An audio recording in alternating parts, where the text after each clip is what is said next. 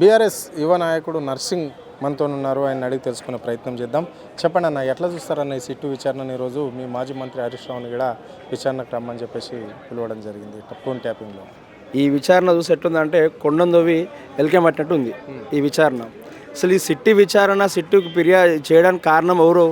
దరఖాస్తు ఫిర్యాదుదారుడు చక్రధర్ గౌడ్ గతంలో నా ఫోన్ ట్యాంపరింగ్ చేస్తున్నట్టుగా హరీష్ రావు గారి పైన ఫిర్యాదు చేస్తే ఈ కాంగ్రెస్ ప్రభుత్వము ఆగమేఘాల మీద కేసు బుక్ చేసి సిట్టు విచారణకి ఫైల్ పంపించడం జరిగింది. కానీ ఆ సిట్టు విచారణ కూడా చక్రధర్ గౌడ్ అడ్వకేట్ పెట్టింది, న్యాయవాది పెట్టింది ఎవరు? గవర్నమెంటే. అంటే ఒక రోజు ఒక కేసు వచ్చి వాదిస్తే పక్క రాష్ట్రంకి తీసుకొచ్చి ₹1,00,00,000 ఛార్జ్ చేసిన చరిత్ర ఈ కాంగ్రెస్ ప్రభుత్వాన్ని, అతను ఫీజు చెల్లించి.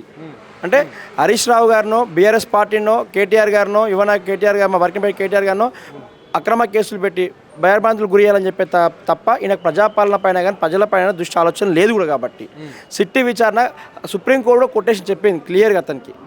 ఇది ఎటువంటి అవకతవకలు చేయలేదు, సుప్రీంకోర్టు జరగలేదు, ఇది ఎటువంటి విచారణ చేయలేదు, ఫోన్ ట్యాపింగ్ చేయలేదు క్లియర్ చెప్పినా కూడా మళ్ళీ సీఎం రేవంత్ రెడ్డి మహారాష్ట్ర అక్కడ మాట్లాడిపించి చేసి ఆగమేఘాల మీద మళ్ళీ రాత్రి నోటీస్ ఇచ్చి పొద్దున కూడా మాకు న్యాయస్థానం మీద గౌరవం ఉంది కాబట్టి ఒక మాజీ మంత్రి సీనియర్ నా అసెంబ్లీ ఎమ్మెల్యే గారు కాబట్టి ఈరోజు వారి సిద్దిపేట కార్యక్రమాలు అన్నీ కూడా పక్కన పెట్టి న్యాయ వ్యవస్థకు గౌరవం ఇవ్వాలని చెప్పేసి ఈరోజు విచారణకి వెళ్ళడం జరిగింది. కానీ ఈరోజు నువ్వు ఎన్ని సిట్టు విచారణలు చేసినా, ఎటువంటి ఎంక్వైరీలు చేసినా కూడా జరిగేది ఏం కాదు చెప్తున్నా కదా. కొండందోవి ఎలుకన పడతానని చెప్తున్నా ఈరోజు సిట్టు విచారణలో. రైట్. ఇక్కడ మొన్న ఖమ్మం సభలో కూడా టీడీపీ శ్రేణులకు రేవంత్ రెడ్డి సూచనలు చేయడం అనేది జరిగింది. అంటే బీఆర్ఎస్ దిమ్మెలను కూల్చేయాలి, బీఆర్ఎస్ పార్టీని పాతాళం తొక్కేస్తేనే అప్పుడే ఎన్టీఆర్ ఆత్మశాంతి కూరుస్తుంది అంటున్నాడు. దీన్ని ఎట్లా చూస్తారు మీరు? ఎన్టీ రామారావు ఆత్మశాంతి కన్నా చంద్రబాబు నాయుడు మనశ్శాంతి ఎక్కువ ఉంటుందని నేను అనుకుంటున్నా. చంద్రబాబు నాయుడు మన అంతరాత్మ రేవంత్ రెడ్డి, అలా గురువు మనసు ఆనందం కోసం చేసే గద్దలు వలగొడతా అంటున్నావు. ఇంకొక మాట అంటే బాగుండదు కానీ నీ ముడ్డి వలగొడతారు గుర్తు తెలంగాణ ప్రజలు అంటున్నా. ఈ గులాబీ జెండా ఈ టీఆర్ఎస్ పార్టీ కానీ ఆనా టీఆర్ఎస్ పార్టీ బీఆర్ఎస్ పార్టీ లేకపోతే తెలంగాణ రాష్ట్రం ఎక్కడిదిరా బాబు అంటున్నా. అంటే చంద్రబాబు నాయుడు గారి ఆటలు తెలంగాణ రాష్ట్రం జరుగుతులేవు అని చెప్పేసి అందుకే బంకచెర్ల ప్రాజెక్టు మార్చి మళ్ళా ప్రాజెక్టు పేరు మార్చి దోపిడీ చేస్తున్నందుకు. అంటే తెలంగాణ రాష్ట్రం ఇంకా దోచుకోవాలి, ఆంధ్ర పెత్తనాలు నడవాలని చెప్పేసి ఈ యొక్క చంద్రబాబు నాయుడు శిశువుడు రేవంత్ రెడ్డి చేస్తున్న ఆరోపణలు. అంటే ఖమ్మంలో జరిగిన నువ్వు బీఆర్ఎస్ పార్టీ గద్దలు వలగొడతా అని చెప్తా అంటున్నావు. బీఆర్ఎస్ పార్టీ తెలంగాణ ఎక్కడ రాబోయే, తెలంగాణ రాష్ట్రానికి పీసీసీ అధ్యక్ష పదవి ఎక్కడ, తెలంగాణ రాష్ట్రం ముఖ్యమంత్రి ఎక్కడ అంటున్నా.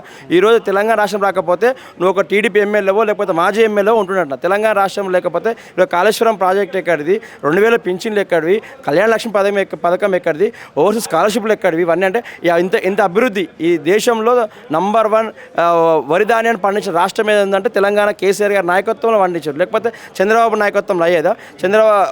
చేసేవాడా రేవంత్ రెడ్డి? కాబట్టి చంద్రబాబు నాయుడు ఆత్మశాంతి కోసం ఈయన అంతరాత్మ చేస్తున్న ఆరోపణలు తప్ప నిన్ను బొంద పెడతారు రేవంత్ రెడ్డి, కాంగ్రెస్ పార్టీని బొంద పెడతారు, పాతలో తొక్కుతారు, గుర్తుపెట్టుకొని చెప్తున్నా. మరి ఎందుకు బీఆర్ఎస్ నాయకులు ఇక్కడ టార్గెట్ అవుతున్నారు? వాళ్ళపైన కేసులు నమోదవుతున్నాయి. అదేవిధంగా మీడియాని కూడా ఎందుకు టార్గెట్ చేసి మీడియా ప్రతినిధులపైన, జర్నలిస్టులపైన కేసులు ఎందుకు పెట్టాలనుకుంటుంది కాంగ్రెస్ పార్టీ? ఇప్పుడు జర్నలిస్టులలో వెల్లో మీడియా మనకు ఒత్తాసు పలుకుతుంటే తెలంగాణ మీడియా, తెలంగాణ జర్నలిజం కూడా రేవంత్ రెడ్డి ఆగడాలను బయటపెట్టింది, రేవంత్ రెడ్డి అన్యాయాలను బయటపెట్టింది, రేవంత్ రెడ్డి స్కామ్లను బయటపెట్టింది. అంటే మొన్న సింగరేణి కార్మికు వాళ్ళ అల్లుడికి ఇవ్వడం జరిగింది కాంట్రాక్ట్ టెండర్లు.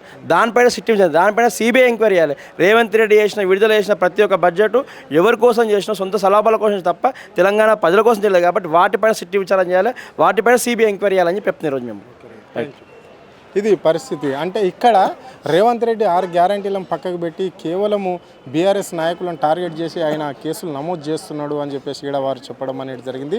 సిట్టు విచారణ అనేది వాళ్ళ పార్టీలకు సంబంధించి ఎవరైతే మంత్రులు ఉన్నారో వాళ్ళు చేస్తున్న అరాచకాలపైన, వాళ్ళు చేస్తున్న భూదందలపైన, వాళ్ళు చేస్తున్న ప్రజల సొమ్మును కొల్లగొట్టే దానిపైన సిట్టు విచారణ చేయాలని చెప్పేసి కూడా వాళ్ళు ఆయన స్పష్టంగా కోరడం అనేది అయితే జరిగింది. కెమెరా పర్సన్ రవితో అరుణ్, ఆదే టీవీ, హైదరాబాద్.